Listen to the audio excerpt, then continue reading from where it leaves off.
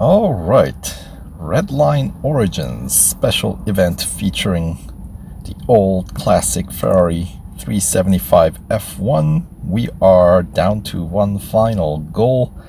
This event, I don't know if the car warrants full 7 stages, but it's a free car, and you know what? Longer, because of the fact that this one had 7 stages, we are actually getting more gold in return for the effort that we put in. And now that they even removed the time limit on how quickly you need to complete, perhaps it's not so bad. Anyway, the final goal of the final stage, stage 7. And it's going to be the final showdown, final run of the 375 F1 versus the modern behemoths. And for 5 laps before they hit 6, show them what the old beast can do. If you want to skip for whatever reason, it'll cost you 60 gold. So don't do that. Alright, so it's going to be a 6-lap cup at 24-hour circuit, Le Mans. So that's gotta pay out reasonably high, right? So let's get our crew to put some words out, some effort in to increasing my race bonus here. Just a grid of 5 cars, and I am assuming we're up against the 412 T2. Oh, I see F14T. Alright, both of them. Just one F412, and the 3 of them are gonna be F14T. Alright, here we go. Once again, getting left behind, having to eat their dust.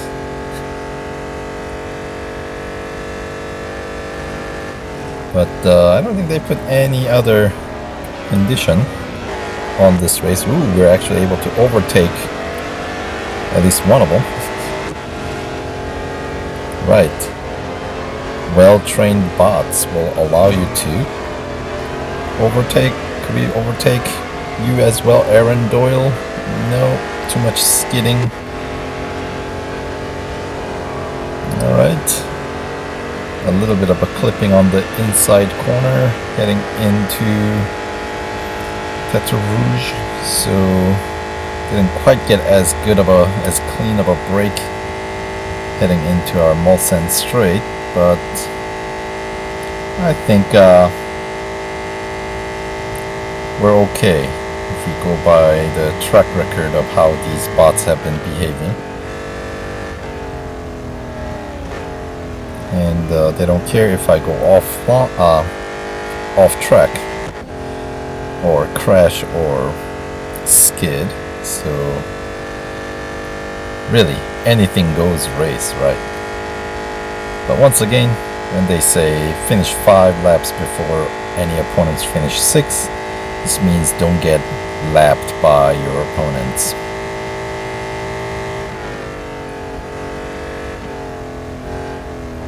So, boy, 5 laps here at 24-hour circuit in this old tin can. It's gonna take a while, isn't it? Let's see. We are reaching the far end of the circuit at about 2-minute mark. So does that mean a lap will take like 4 minutes? That's like a 20-minute race then, huh? Well, maybe the first lap, just starting from obviously standing start, is the one that takes the longest for obvious reason. And these older cars in general rely more heavily on momentum, so since now we got the wheels turning, Maybe that means the subsequent laps should take significantly less amount of time. Alright. 3-minute mark heading into Porsche curbs in this lap 1. Whoa, stay on track. That's not helping to go off track. And we still have the P4, the distance marker, in sight, so that must mean something, like we're still within the range, even though they are perhaps it's not helping to see the number increase at the rate it does. Well, although now that's looking more promising. It must be going through the fourth chicane. They're slowing down significantly, but I gotta slow down too. And, maybe if they were going through the Dunlop chicane. Alright, so that took a few minutes, but at least I'm carrying more speed here at the beginning of lap 2. Negotiating the Dunlop chicane, beginning of the 24-hour circuit here at Le Mans.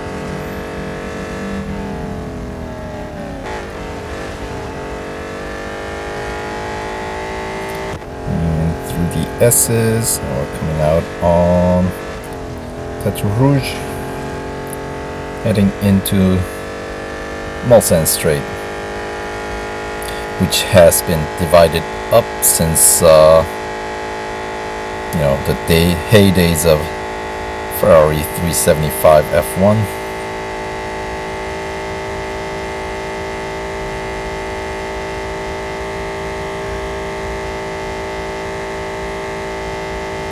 But we are hitting 265 top speed down Mulsanne Straight, which is higher than what we were getting at the Brickyard, the speedway section. I think the highest I got was like 261, and obviously car's been in critical condition since the very early part of this event.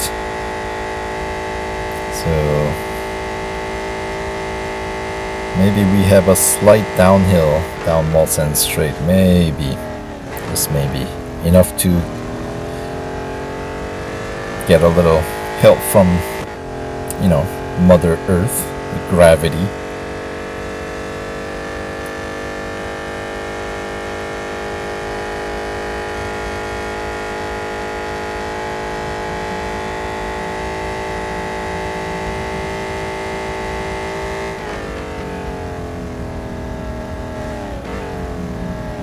All right, and since we're gonna be doing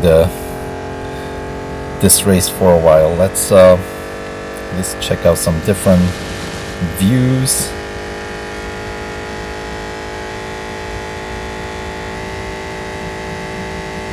Alright, so about to hit second checkpoint. There we go, 2 minutes and just under 30. So minute 15 per sector, which would land me 3 minute 45 seconds maybe for a lap. So if we can score that kind of time, I guess that's better, but not if we drive like that. Alright, here, let's go into the hood view. It's a little bit, I think, more drivable than the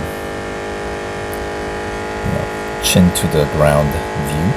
Alright, so the Aaron Doyle, our bot, has just crossed the finish line and finished lap 2. And I want to say I'm about like 40-50 seconds behind. So we got, considering 3 more laps to go, I think we're faring okay given the circumstances.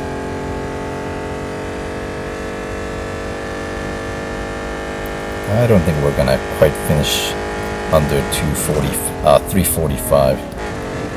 More like 350 maybe.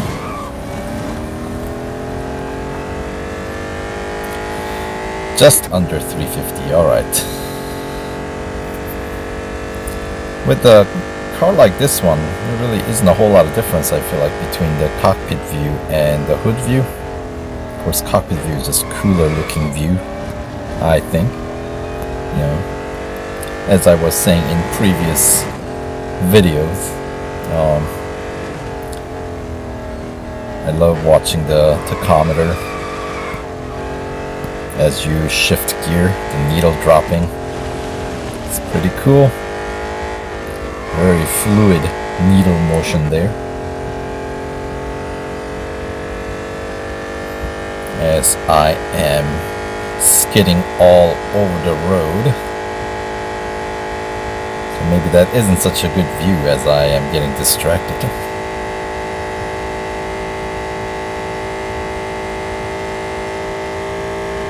.265.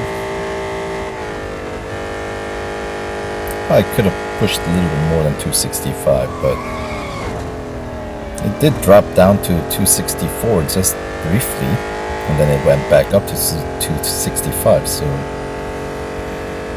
minute 17 for sector 1. So that's not as good this lap.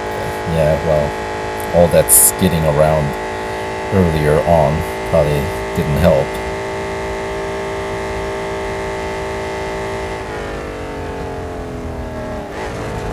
Alright, second chicane. This can't make it through without skidding. I'm telling you, this car's tendency to oversteer is real.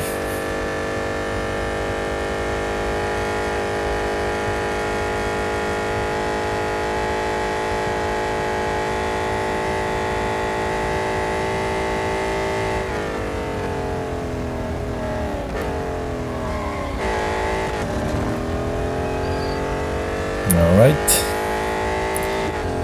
reaching the far end around 2-minute 10-second mark here. I doubt we'll be getting 2-minute 30 for sector 2. Maybe we'll get there, or at least something fairly reasonably close. Oh yeah, right on, 2:30. So that just tells me sector 2 takes the least amount of time to make it through. So obviously that took less than minute 15. Oh, Aaron Doyle just cleared the lap 3.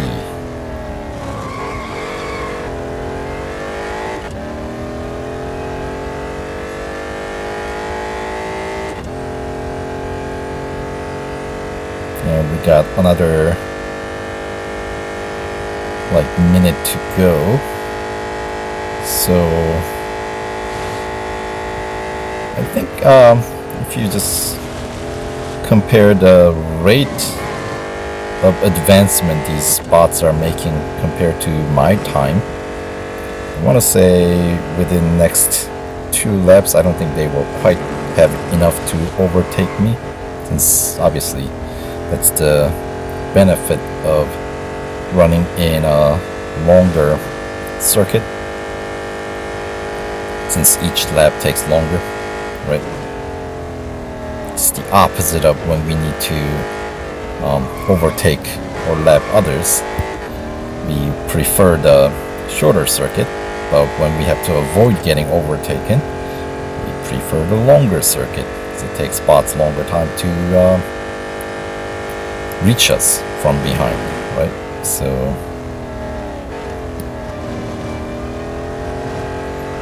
alright, so 3 laps down. We still have 2 more to go.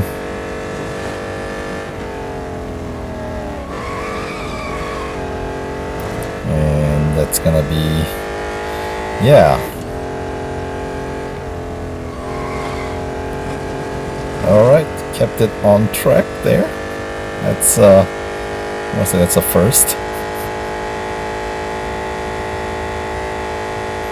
So let's see, what kind of top speed can we get if we stay on track?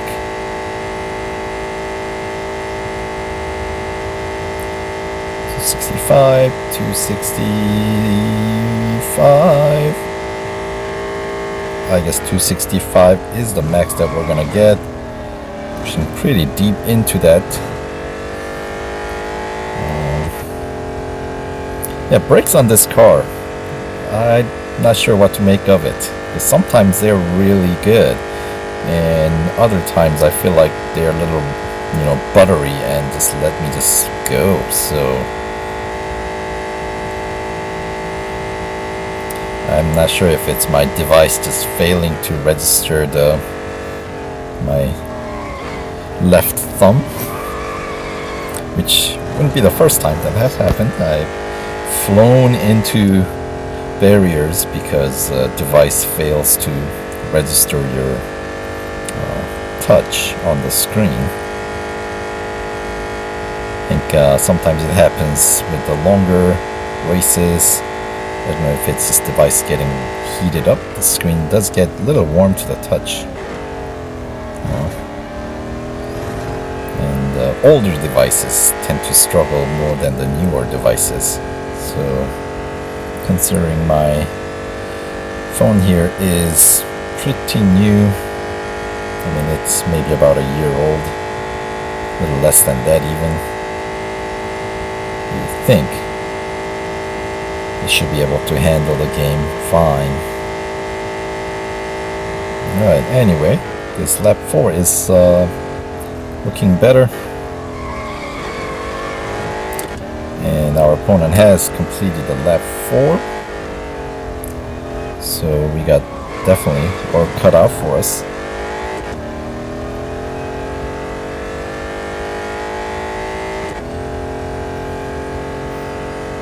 So they are doing more like 2-minute 30-second lap, maybe somewhere around there. 2-minute 40-second, 2-minute 30. That is, no, these guys wouldn't be able to pull that kind of time.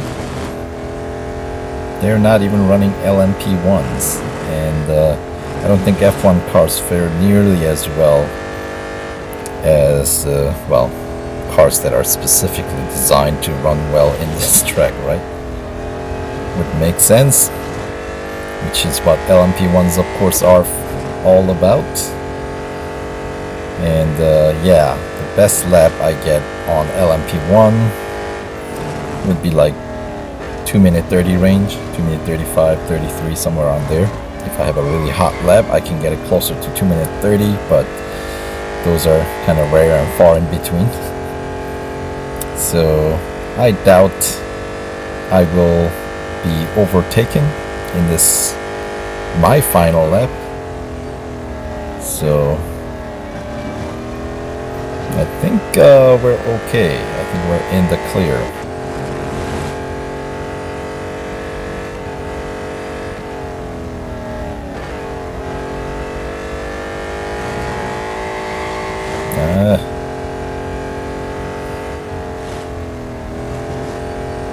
All right. I think this last attempt through Caterham was by far the cleanest, but I have a feeling we'll still get capped off with a top speed at 265. 4, 5, do we have 266? Anyone? Going once, going twice, and that is all we're gonna get. Fine.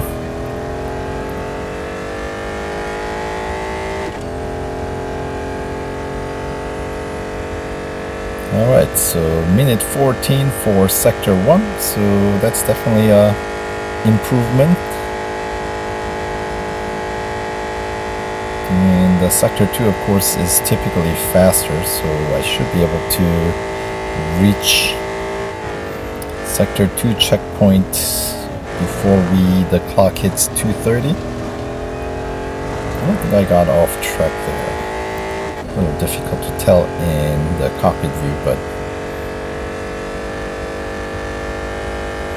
I have to rely on just the sound of the engine if it's, because you can hear it struggle when you go off track.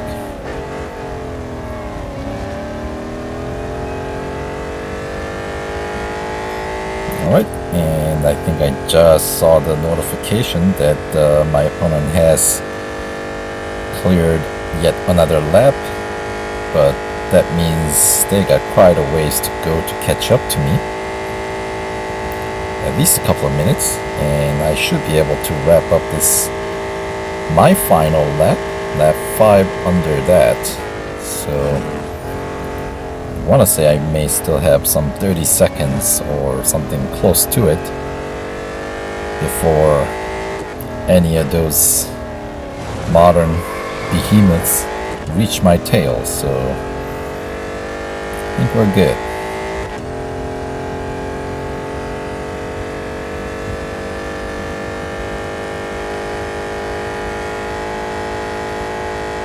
But I am still going to kind of occasionally check my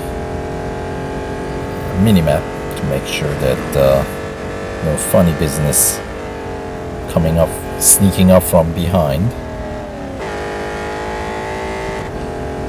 Since the rear view mirrors on this car, not very useful. They're under my elbow here, you know. So I have to rely more on the sound. Obviously, that high pitch mosquito choir screaming right from behind. That shallow V12 rev. Anyway, didn't have to worry about that. So there we go. Took 19 minutes and 18 seconds and change. So that is still considered first place finish, which is good because I've hired manager and agent. And 29,000 fame points. That's not bad, but considering the amount of time it took, we certainly can find the better use of such bonus. But all in all, 29,000 isn't too bad. It's just, I think you get paid for 6 laps, even though we only had to do 5 laps. So because we didn't do all 6 laps, we don't get any record of best lap or overall time, which is, once again, fine by me. So now we're done with the full event. We'll get the car in for service. All right. There we go. We have done it. The last goal complete. So stage 7 is complete. And we get to pick up 30 gold rewards. And plus the car. In this event, I feel like the gold pickup is more important than the car. This car you can actually buy with racing dollars. This is not a gold car, surprisingly. So yeah, that's a thing about these old this game from the early stages. We used to have more racing dollar cars. Nowadays I feel like we don't really, I don't remember what the last racing dollar car was.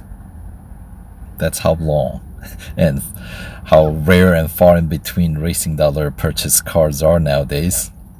So do we have any in the entirety of last year, 2019? Or I know we haven't had one in 2020. So yeah, come on, racing dollar cars, how about it? Give us a few more of those, that'd be good. Anyway, we get to finally, I get to finally get this beautiful Ferrari, classic Ferrari, in my garage again. So thanks for watching, and hopefully you guys found some useful strategy, or just enjoyed tagging along for a ride here as I went through this 7 stages of the event. Great stuff. I think we've shown what the most impressive cars of the early eras can do, and had a good look at what it was like at the start of Ferrari's dominant racing history. So yeah, that's as I was saying, this kind of kicked off the 3 special events that featured the Ferrari Formula 1 cars from 3 different generations. So that is pretty cool. The first was this one, Origins, right? Redline Origins. And then the second part of this trio, the trilogy, if you will, of Ferrari events, special events, was the Motor Fiesta, the original that featured the 412 T2, which is of course integrated in, permanently integrated into the Legends section of the game now. And then the third one that features F14T is the one that never got integrated into the special event, never got integrated. So that has shown up as a flashback event a couple of different occasions, but you know, I feel like that should get integrated into the game as well, because that's the most expensive of the 3 F1 cars in the, you know, from this set of events. Anyway, thanks for putting up with my reminiscing. Not just you, Norm, me too. So yes, for all you guys watching this video all the way to this point, yeah, thanks for putting up with my reminiscing as well about the old events that as I was going through. Here's a gift for you for indulging an old man in his memories. You've definitely earned it. Thanks, Norm. Just getting to work on that beauty was thanks enough.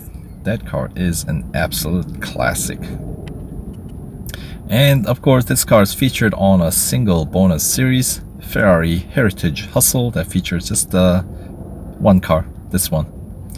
So, alright, congratulations. Thank you for participating in this special event. And to you guys, viewers, thank you for watching and sticking around, supporting the channel. Much appreciated. Alright, so yeah, the special or the bonus series, just next part, which obviously was locked until I completed this event. Otherwise, you could have unlocked the series by completing so many events in the main bonus, main career, not bonus, the big box series above. Classic Ferrari Showdown would have gotten you access to that as well, but then, you know, you would have to purchase the car separately, which would be silly, even though it's just racing dollar car, I know. Anyway, enough of me yapping here. We'll continue with the next video somewhere. So thanks for staying tuned and watching, and we'll catch you in the next video. Take care, guys.